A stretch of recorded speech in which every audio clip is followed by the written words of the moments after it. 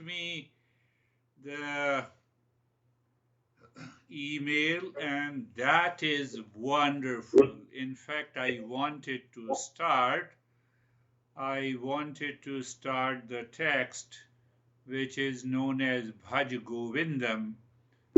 So that is wonderful. Living as a seeker by treading the path you have written, it is mental and intellectual.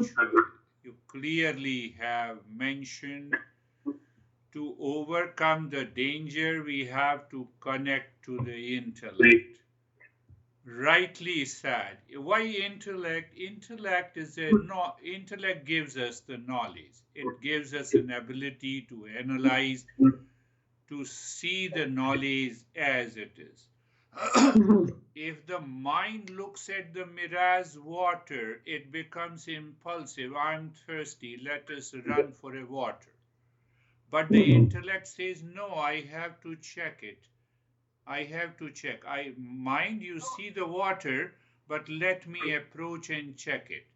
And then I see the phenomena of the sand and the sunlight, which causes the mirage, the delusion of water. So the same thing happens. The same thing happens in our daily life. We have lot of problems in our daily life. My honey, my siblings, my friend, my situation. So we are seeking a situational happiness from the mind. From the intellect, we analyze and we see whether there is a happiness, real or not. And that is what you have written. That proves that you are a higher level of a seeker. And the best thing is to start the Bhaj Govindam text. You will be surprised. You can decrease the volume on your side. I will increase it. Yeah. Yeah. So Bhaj Govindam has two titles. One title, Hammer the Delusion, and second title, Recognize the Real Self. So you'll be surprised in that this text is written by a young boy of 16 years in 8th century who was a great genius of Eastern wisdom. Even at the age of 16 years, What, 8th century? Oh. uh, uh, what did you say? You say 8th century, right? Yeah, 8th Oh. century. His name is Shankaracharya, and at the age of 16, as he has written this, which contains only 31 verses. They are cryptid and cryptid verses. Only a seeker can approach it. So it has two masses. One message, you hammer the delusion in the mind, like the darkness, you have hammered the delusion in the mind. And the second message, realize the real self like the light. Delusion is like the darkness, realize the real self is like the light. So he says that the simple process to follow it, listening and learning from the teacher, simple steps, listening and learning from the teacher, contemplation and reflection, practice and experience, and applying the wisdom. You can say the four steps.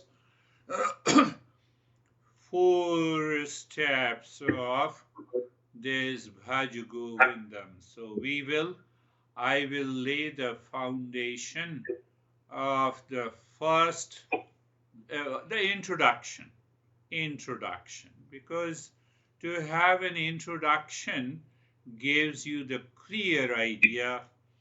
First, understanding, the first step of understanding. What is the first step of understanding? We are using the intellect, as you say. Yes, intellect is required to analyze, to contemplate, to reflect. Why we contemplate and reflect? To drop the delusion. The delusion is present in the mind. Delusion is not present in the people outside. uh, this guy is crazy. This guy is beautiful. This guy is crazy. A statement comes from my mind. So first my mind recognizes the craziness and then I blame others. Now my mind is filled with the imaginary picture of craziness. That is why we say we should not blame, complain, and react to others. Why? Because my mind creates an imaginary picture of craziness, of reaction, of anger, of anxiety. So that first understanding, but now question comes, first step. There is a lack of thinking.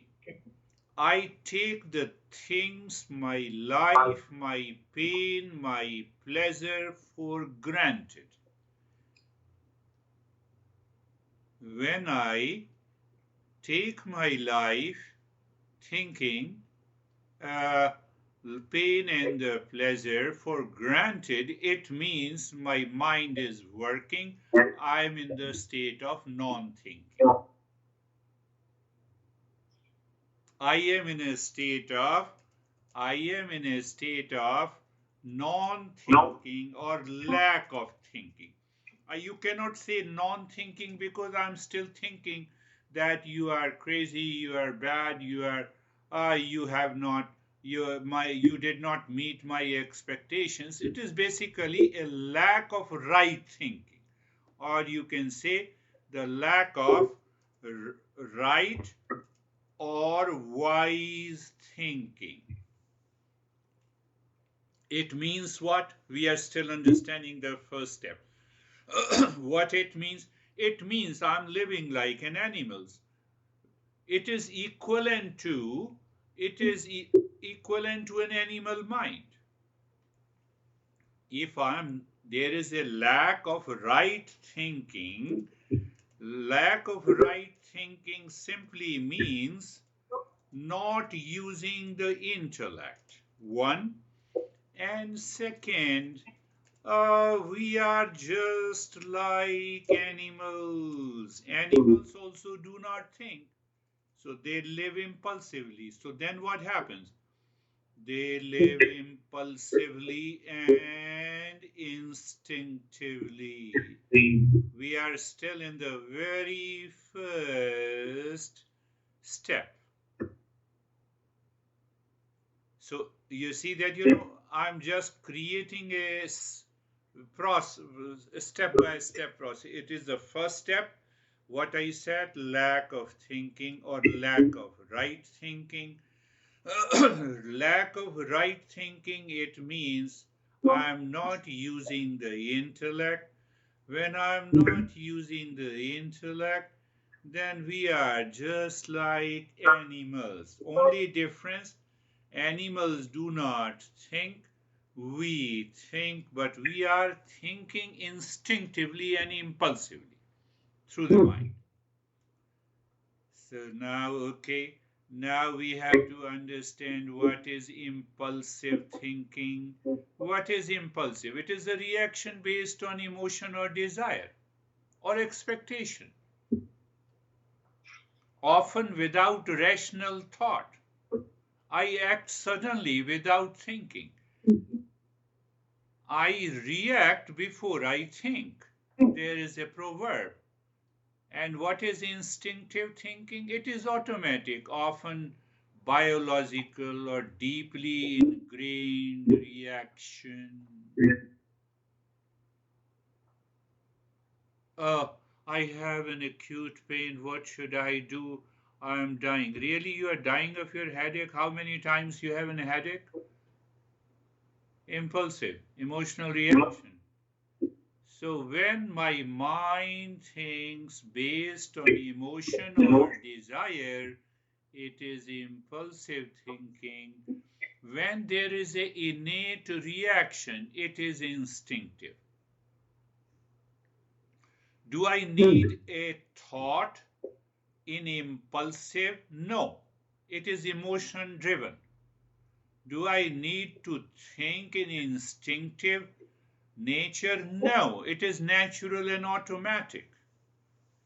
Natural and automatic. There is some bite in the body, and the body instantly reacts, and then my mind thinks, oh, okay, what happened? Let me find out. So that is the first step. What is this first step? So I should recognize my impulsive, my instinctive nature of the mind. Now question comes, the second step. Why humans are impulsive and instinctive? Lack of thinking. Simple answer our master gives, but there are other answers. We humans are impulsive and instinctive because the way the brain and the nervous system evolved. That is how the science says. The brain and the nervous system evolved to handle survival, emotion, and decision making. That is why we think in this way. But these traits often helps us for a biological and a psychological development in the beginning. In the beginning, when I'm born, I don't think. So it is, how do I survive? It is because of my impulses and instincts. So I don't know the language. Mom, feed me the milk. So I start crying. Do you see? Everyone does it. Everyone does it. So inborn survival mechanism, that is how the science explains. Inborn survival mechanism wired into my nervous system, and I'm hungry and I start crying. It is an inborn survival mechanism, is the instinct. But why this is an instinct? To protect, to preserve my life. To preserve my life. We can give a lot of examples. And why we are impulsive? Driven by the emotional brain, the limbic system. We are understanding from the science, and then we will understand from our Eastern wisdom perspective. So why we are impulsive? Because of our limbic brain. What is this limbic brain? That is an emotional brain. What our neuroscientist talks about it, amygdala. Amygdala is responsible for fear and aggression, and dopamine, pleasure and reward. So that is where the impulsive reaction works. It may give me a short-term need or emotional relief, the impulsive nature. What is the cause of this impulsiveness? Stress, fatigue, addiction, lack of mindfulness. There is an emotional. Now coming to what the Eastern wisdom says. We say the instinct is a part of the nature. We are rooted in three gunas. It is the tamoguna, inertia, rajoguna, activity, gives rise to the instinct and impulsive reaction. In the absence of conscious thinking, in the absence of self-awareness. So why we are impulsive? and instinctive. Why I am impulsive? So, why I am impulsive? Because, I don't think consciously. I don't reason out. Is there any reason to think like this? Is there any reason to react? So when I ask my mind from the intellect, that means a level of self awareness. That is our second step of understanding. For I'm laying a foundation for this text. So if we remember all these steps, it becomes easy for us.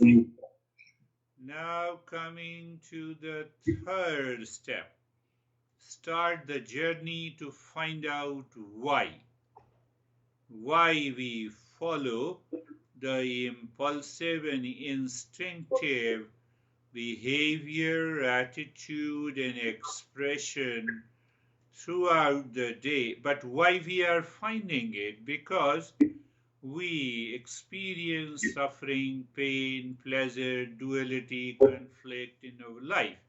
And that is why we need to answer uh, why we have to follow the path of the Eastern wisdom. I told you, we discussed, instincts are automatic, but the intellect can take over. I can regulate it, I can control it. So that is why we have to follow the Eastern wisdom. But why I have to regulate my instinct and impulses to lead a good life, to avoid suffering, to avoid pain, to remove the fear. How simple it is. Look at the reason and the rationale. But why? The ultimate answer why to study the Eastern wisdom is to bring an end to the suffering. Why to study Eastern wisdom? To know my real self. Why to know my real self? To end suffering. And why to know the real self? To awaken to the permanent happiness, love, truth, and wisdom in our life. That is our answer, the answer from the Eastern wisdom. Answer from the science, obviously, you have to regulate your impulses and instincts to lead a successful personal, professional, social life, and they leave it there. Even if you are able to control your instinct and impulsive in your personal life, you still have a very refined impulsive nature. Where is that refined impulsive nature? My neighbor is so rich, he has a luxury car, I should also have it. So your mind moves again to the same instinctive and impulsive nature. So that is why we say the third step is to study the Eastern wisdom, to realize myself. What it means to realize myself, to bring an end to the suffering. What is the second? To awaken to permanent peace, happiness, love, and wisdom. So there are many processes, many sub-steps we need to follow that I will talk later. But here the master says you can bring an end to the suffering once and for all. Oh, I have a knee pain. Can you remove the pain? Go to the doctor. We are talking of suffering. We are not talking of the pain. After all, the body is continuously growing and changing and aging process. I told you that guy, I don't want to name him. I used to go to the Princeton. At the age of 70 years, he said, until 50 years of age, I did not have any pain in the body. I was not into anxiety. I told you he was very close to President Obama. He has written many books. We need not to name him. So every time I used to go, first 15 minutes, he said, you see, I lead a good life. 20 years of age, I had no problem. 30 years of. Who has a problem at the age of 20 years or 30 years? You are full of energy.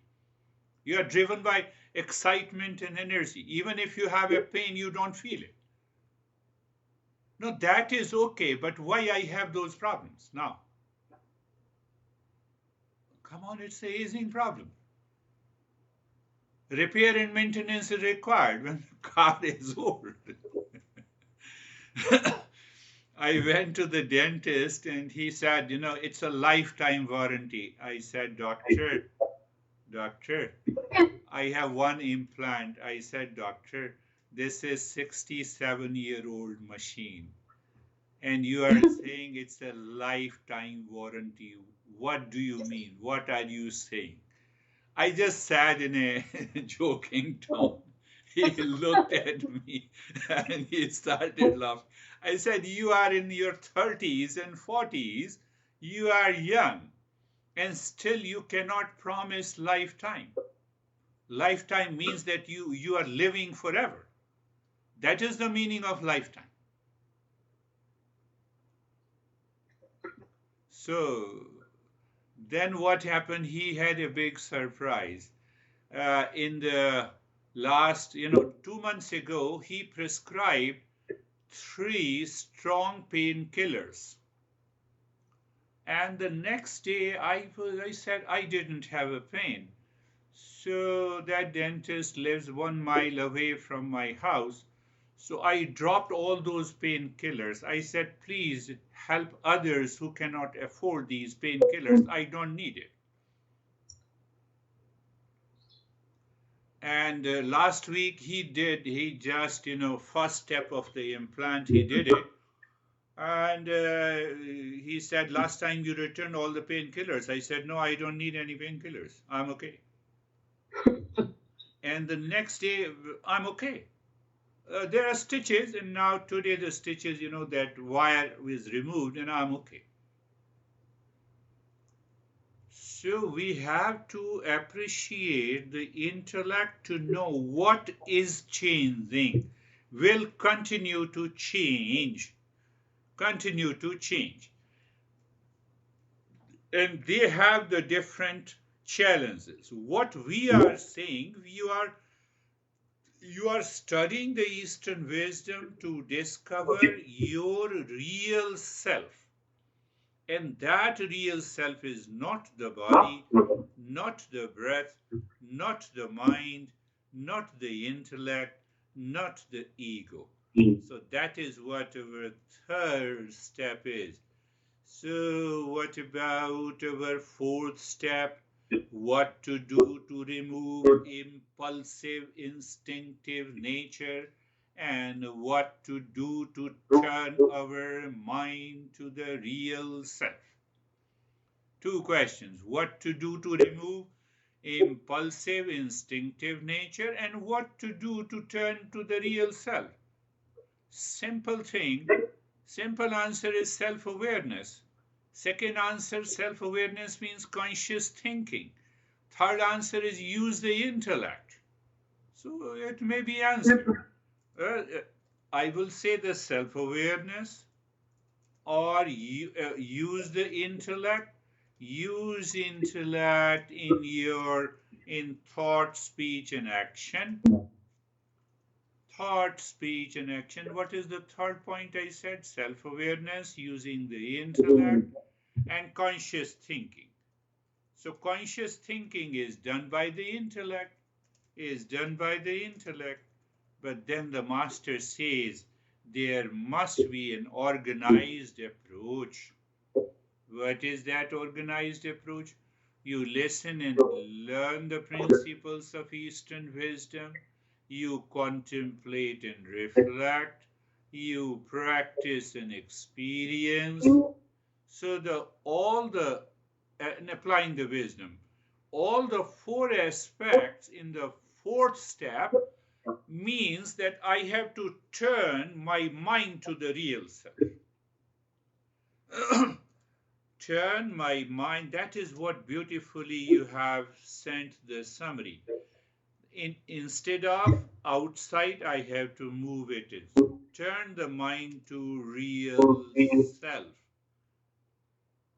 Turn the mind to real self means turn inside from outside. If mind is obsessed with everything outside, it is instinctive, it is impulsive. Oh, what happened? I told you in New Jersey, I don't want to name her again. Guru. She used to tell me, the Guru. So there were a lot of clouds in the sky. You see that, I feel depressed because of the clouds. Also, you are seeking situational happiness. If the clouds is not there, will you be ever happy? Are you really thinking rightly? What exactly? What exactly you mean? She is the same woman who, did I tell you, she spent $20,000 on the plastic surgery, and then she came to me, I'm very stressed. For what you are stressed? We have to pay $5,000 for our mortgage of the home, and we don't have the money. I said, at least 3 installments you should have paid out of your surgery. It is impulsive, it is instinctive. It is instinctive. So the master said, and now they are living happy anyhow. They started earning more money impulsively.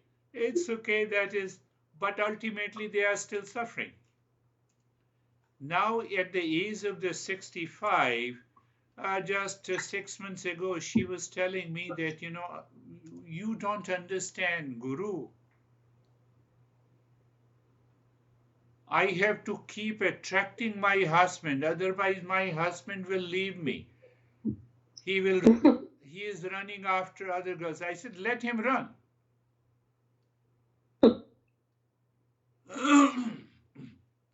And even if you do whatever you do, I did not say anything more than that. So that is the fourth understanding. So now you see the mind is struggling. I should continue my impulsive nature to have the pleasure. So $15,000 on the plastic surgery, not able to pay the mortgage. I'm still seeking the pleasure. I don't make the right decision. Master says that is the problem. That is the problem of your life. You have the resources. You can do that. Leaving aside meeting your basic needs, you have the resources. You don't want to spare anyone. No, okay. Buy all the luxury items. But don't get attached to it. It's okay. But you are not fulfilling your basic needs, and you are still moving. You are behaving like a 5-year-old child. You are behaving like a just born baby. So baby cries and you are crying with these words. What should I do? So she was very close to me. I said, do you find any well here? Go to some ranch, find the well and jump into there. That is the only alternative you have. No, Guru, you can give me some peace. She used to come to my house for a couple of months. So now the fourth step we have done, the fifth step. Now that is the most important part of the journey. I have to never forget. Fifth step, I have to use the intellect to reason and reflect that we are not worthy of suffering. I'm not worthy of suffering. I have to apply the intellect. I have to give a reason. I have to give a reason based on the principles of Eastern wisdom that I am not worthy of suffering. That is our fifth step. The moment I recognize that I'm not worthy of suffering, I have a lot of expectations and you don't meet my expectations and I am frustrated. So it means intellectually I analyze and I found out that I'm seeking a situational happiness in relationship. You are a different individual. You are unique. I am unique.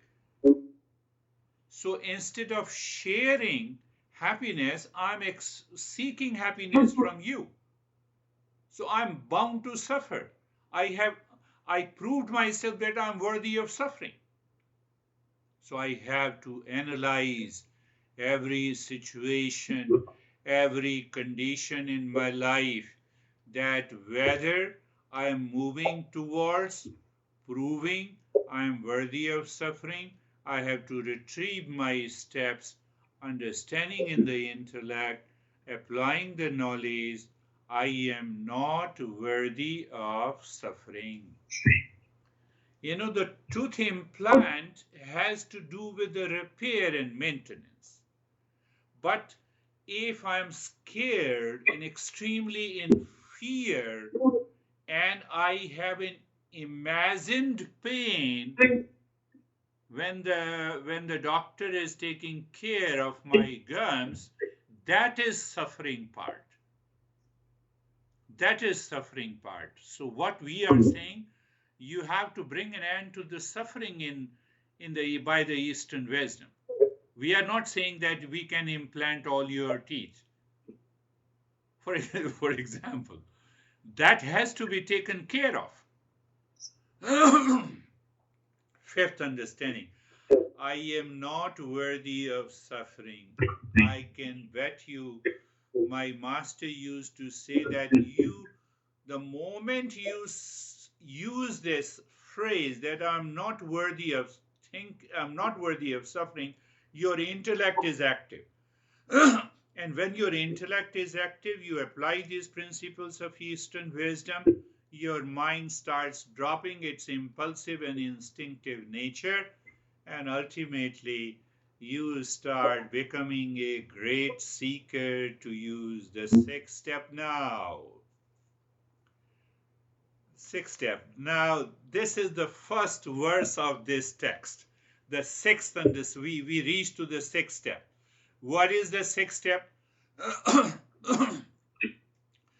So a non-seeker asks, if I'm worthy of suffering, if I'm suffering and I experience that I'm worthy of suffering, what it is? 16-year-old genius who has written 200 texts. Majority of our current masters in the Eastern wisdom refer all his texts. Now I'm coming to the sixth step. So the non-seeker asks, if still I believe that I am worthy of suffering, what it is? That master says it is foolishness. Oh, it's what? I didn't hear that. It is foolishness. Fool. Oh. It is foolishness. You are fool. All right. So what the fool does? The fool keeps on repeating the same attitude, same behavior, same duality, same conflict, same confusion, same blame, same complaint. They don't forget 20 years ago, honey, you insulted me, I still remember. You are a fool.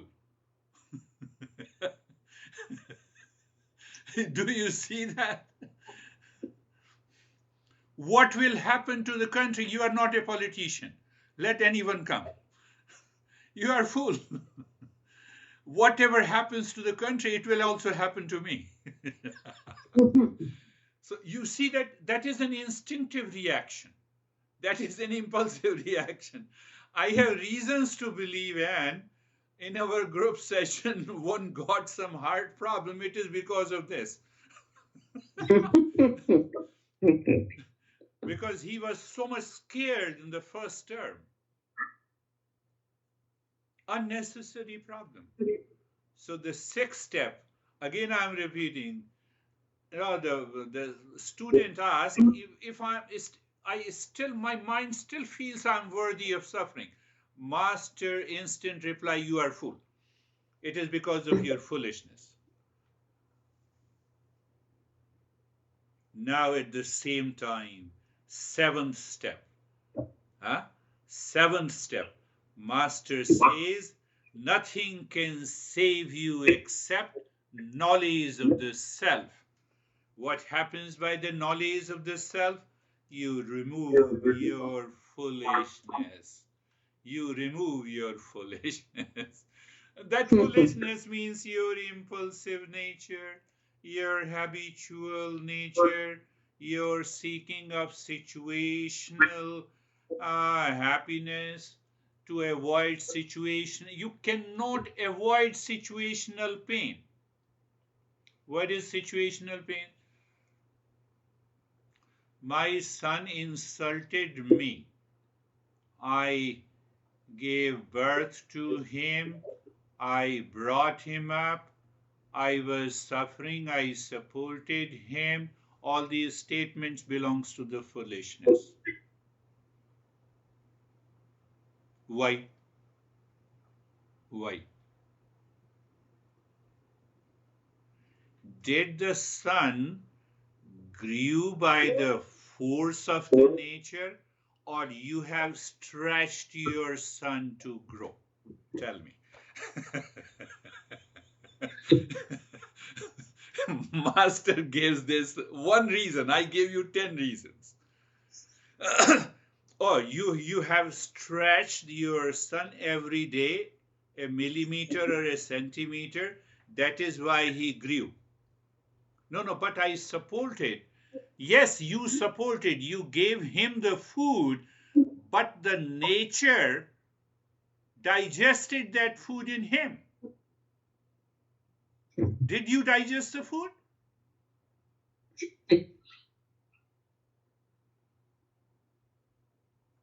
Look at the wisdom part. Understand the intellect. Master says, no, use this intellect. Thank you, son.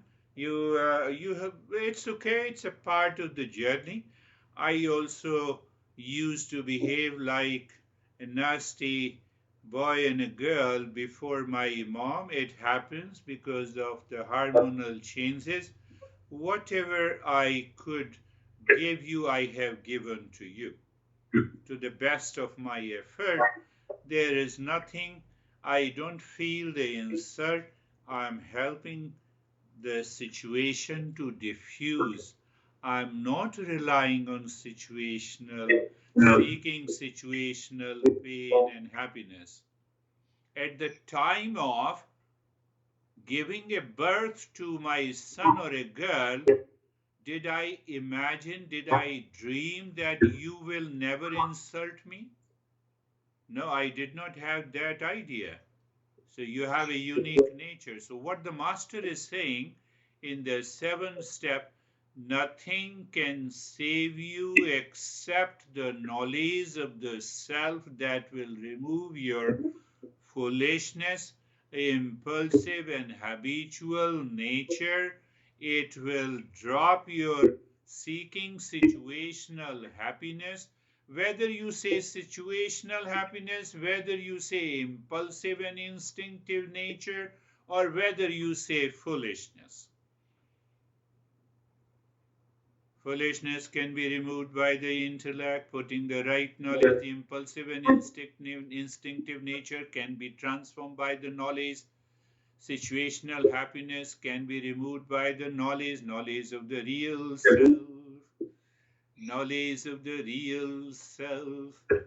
So these are the 7 steps. Keeping in mind that 7 steps, that is the first understanding of the first verse. I will give you the second understanding. So now what the first verse says, I will say it in Sanskrit. It is just like a poetry. Poetry, he is removing the delusion in my suffering by singing. Yes, look at the genius of this master, 16 years of his, when he wrote this verse.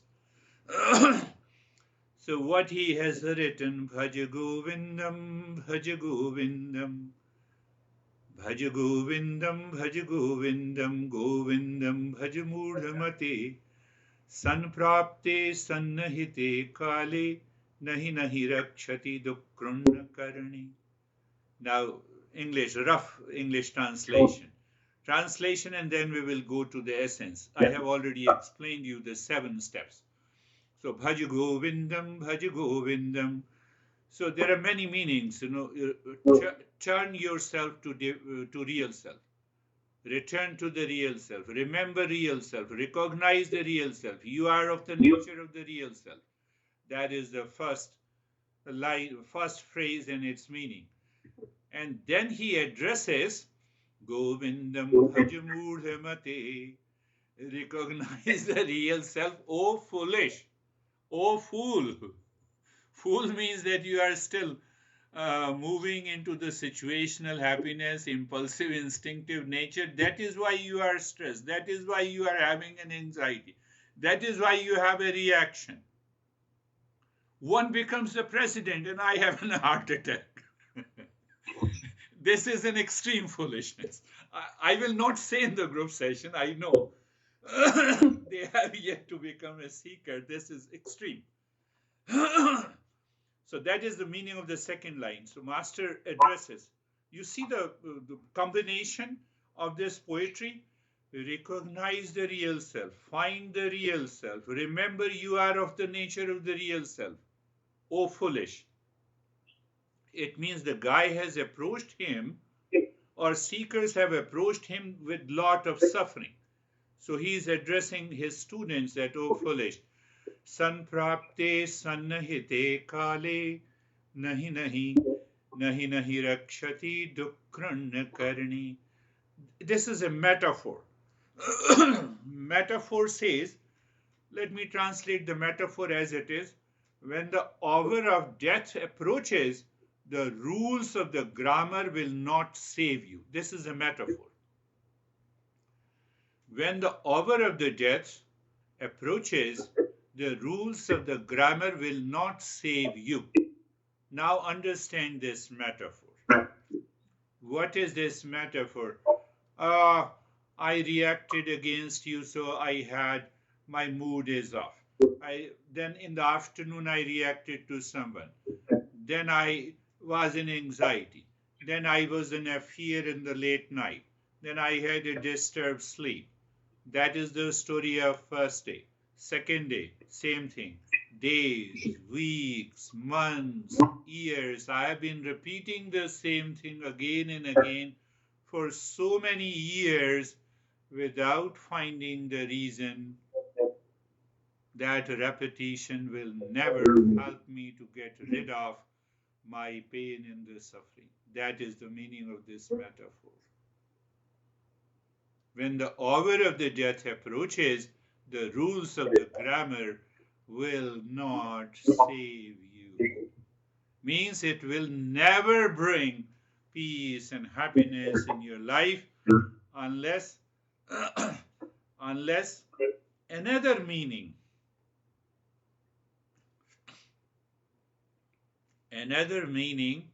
that you are seeking happiness in the world outside from people, objects. It will never happen.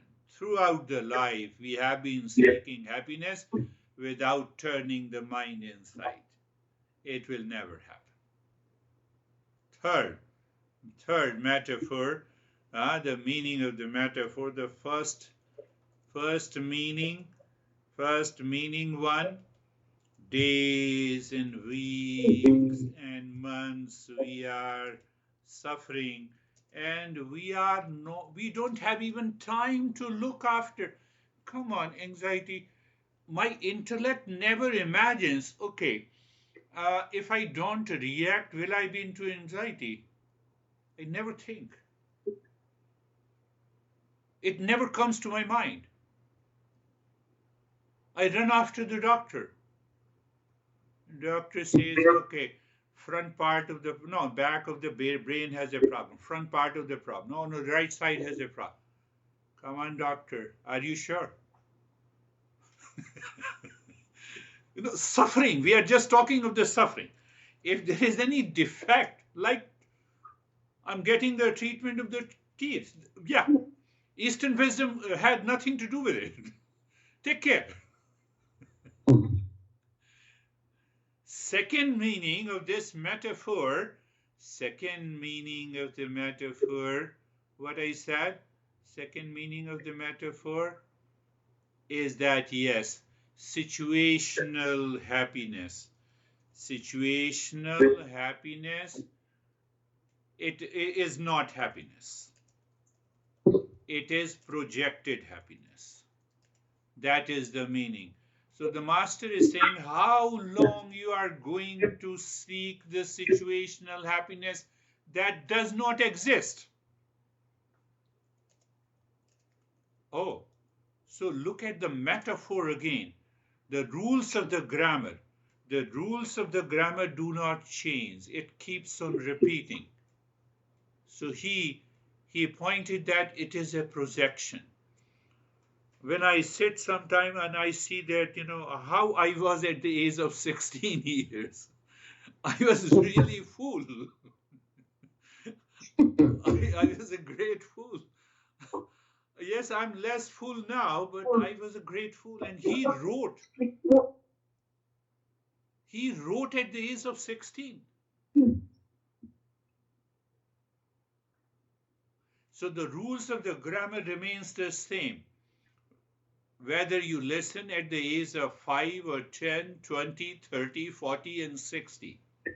What we exactly do, oh, I have yet to achieve something. That is the third metaphor. What is the third metaphor? I have yet to achieve something, yet to achieve, and that we have achieved so many things in these 50, 60 years. We are still suffering. You please achieve, and we continue suffering. And that sense of achievement and inertia causes, what causes? That is the fourth meaning. Causes me to repeat the same thing, same action again and again, and at last we leave the earth. We are born with the crying, we leave crying. So you see what I said, hammer the delusion. In the first, there are two titles of this